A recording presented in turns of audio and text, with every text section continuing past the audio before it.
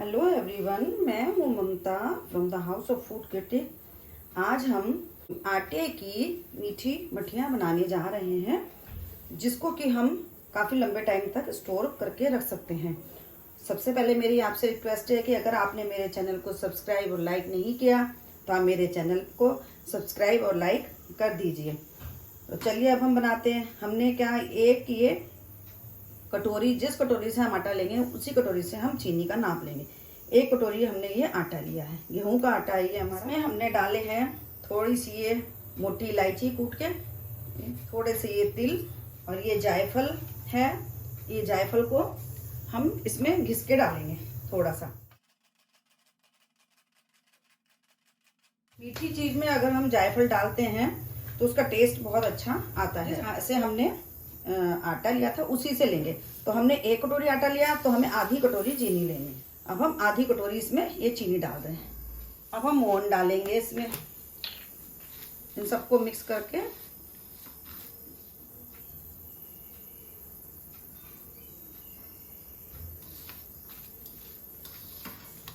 मोहन मीठी चीज में ये हो या आपकी नमकीन, उसमें मुट्ठी के बराबर ही डलता है।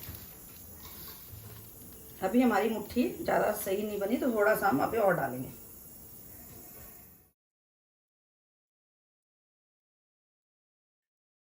ये देखिए अब हमारी मुट्ठी है अच्छे से बन रही है। देखिए हमने इसको छोड़ रहे हैं ऐसे, तो ये ऐसे ही रहेगी। इसको मलना खूब अच्छे से होता है। अब हम इसमें पानी डालेंगे धीरे धीरे करके। पानी की आवश्यकता अनुसार ही पानी डलेगा इसमें। हमें इसको पानी डाल के ही इकट्ठा करना है। अभी हमारा आधी कटोरी से भी कम पानी लगा है इसमें। थोड़ा सा पानी हम और ले रहे हैं।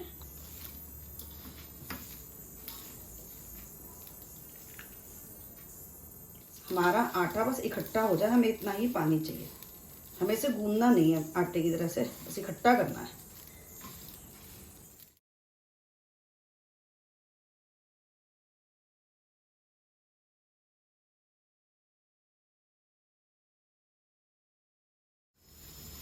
आटा हमारा सारा देखिए इकट्ठा हो गया है।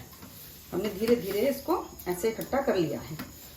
सारे चीनी के दाने और सब इसमें ये इकट्ठा हो गया अच्छे से। इतने हम इसको ढक देते हैं 5 मिनट के लिए।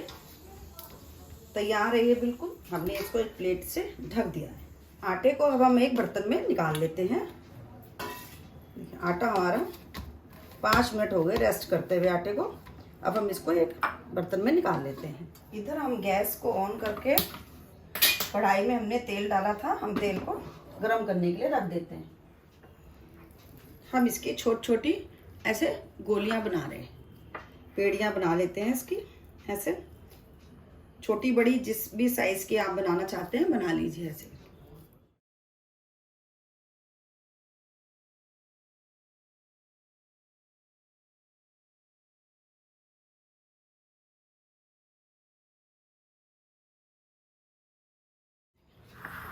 अभी हम इनको पहले बेल के रख लेते हैं।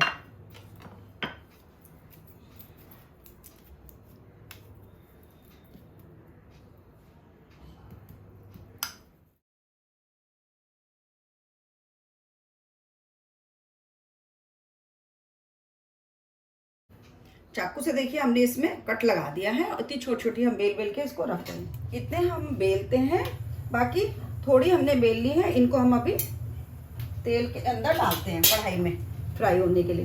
इनको लो टू मीडियम गैस पे ही बनानी है, हाई पे नहीं रखना है तो कच्ची रह जाएंगी।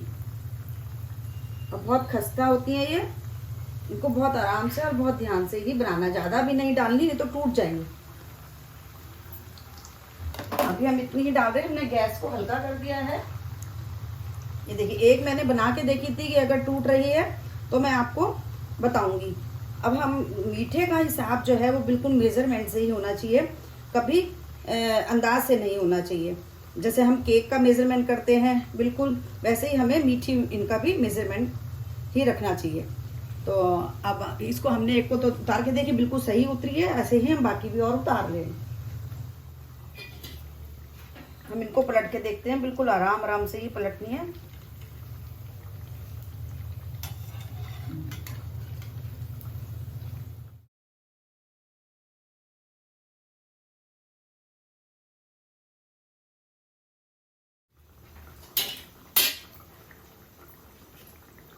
एक आधी मट्ठी अगर बनाते हुए आपकी टूट जाती है तो वो तो कोई बात नहीं, लेकिन अगर डालते ही सारी खिल रही हैं तो इसके मतलब या तो आपका मोहन ज़्यादा है या आटे में आपकी चीनी ज़्यादा है। उसके लिए फिर आपको पहले आटा डालिए, आटा डाल के देखिए कि इसमें चीनी ज़्यादा है या मोहन ज़्यादा है बना के। अगर मोहन ज़्यादा है तब भी आपको आटा डालना पड़ेगा और चीनी ज़्यादा है तब भी आपको आटा ही डालना पड़ेगा। ये बहुत खस्ता कुरकुरी मट्ठी बनके तैयार होती है। हमारे यहाँ त्योहारों पे ये खास खाई जाती हैं और हम वैसे भी इसको स्वीट डिश के तौर पे भी बनाते रहते हैं। मैंने सोचा दिवाली वगैरह आ रही है तो बना के रख लो। ये आराम से कम 15-20 दिन आराम से चल जाती हैं। आप उससे ज़्यादा भी इसको चला सकते हैं, ख़राब नहीं होती। ना कोई इसमें महक आती है और ना कोई ख़राबी होती है। अगर वो ये अलग अलग ही बेलनी पड़ती है, इसको हम बड़ा पेड़ा बना के भी नहीं बेल सकते क्योंकि ये खस्ता मट्ठी है तो ये ऐसे ही बनेगी। और इसके किनारे भी एकदम हमें गोल नहीं करने, क्योंकि वो गोल किनारे से वो रोटी जैसा स्वाद कई बार लगने लग जाता है। और ये हमारी खस्ता मट्ठी है मीठी।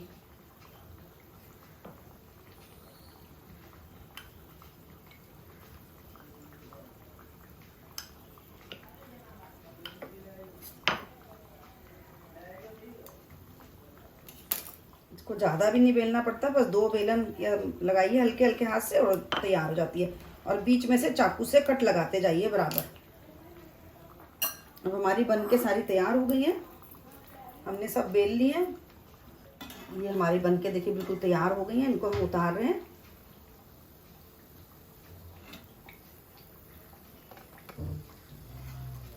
और जब हम डालेंगे तो गैस को मीडियम कर देंगे, बिल्कुल ठंडे में नहीं डालनी इसको। अगर ठंडे में डालेंगे तो डालते ही खिल जाएंगी ये।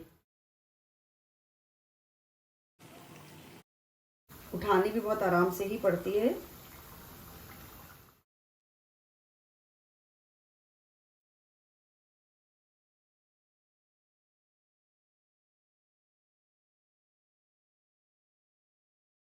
ऐसे ही हमारी ये दोबारा बनकर तैयार होगी। हम इसमें और डाल रहे हैं। गैस की फ्लेम का हमें ध्यान रखना है कि जब हम डालते हैं तो थोड़ा सा हमारा जो तेल है वो थोड़ा गर्म होना चाहिए, ठंडे में नहीं डालनी। और जैसे ही हमने इनको डाल दिया, गैस हम मीडियम टू बिल्कुल लो पे कर देंगे और फिर ऐसे ही इसको घुमाएंगे, करछी नहीं लगाएंगे एकदम।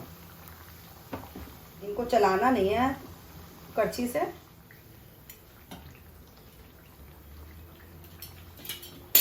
इतने ही हमारी बस तैयार हो गई है। अब हम इसमें और डाल देते हैं।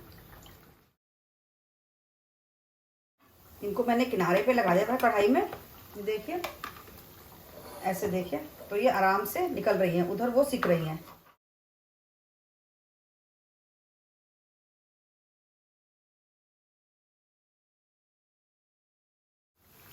इनको हमने बहुत तेज लाल नहीं करना, क्योंकि एक आंच जो मीठी चीज होती है वो एक आंच नीचे भी आके लेती है।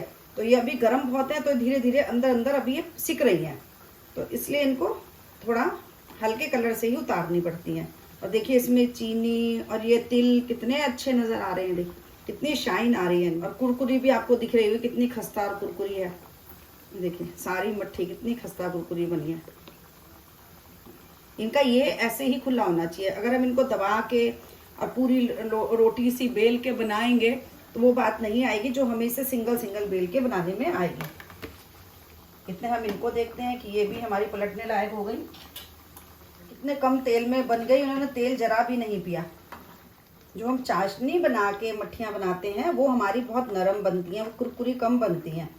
ये हमने चीनी और वो डाल के बनाया है, जायफल वगैरह, देख तो इसकी खुशबू बहुत अच्छी आती है और ये खस्ता बनती है।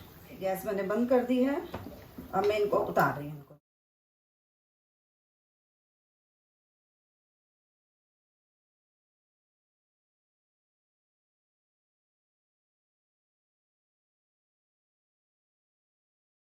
ये देखिए एक कटोरी आटे से हमारी कितनी एक खस्ता मट्ठी बनके तैयार हुई है देखिए।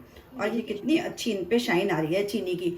अब ना हमें चीनी घोलने का झंझट, तो फटाफट से हमें मीठी मट्ठियाँ बनानी है। अगर कोई मेहमान आ रहे हैं तो भी बना लीजिए। मुश्किल से ये आटा गूंदने से लेकर और बनाने तक 20 मिनट ही मेरे को लगे होंगे। तो आप सबको कैसी लगी मेरी रेसिपी? आप मेरे चैनल को लाइक कीजिए, सब्सक्राइब कीजिए, शेयर कीजिए और कमेंट में ज़रूर बताइए कि कैसी लगी आपको मेरी ये रेसिपी। आप सब स्वस्थ रहें। Thank you.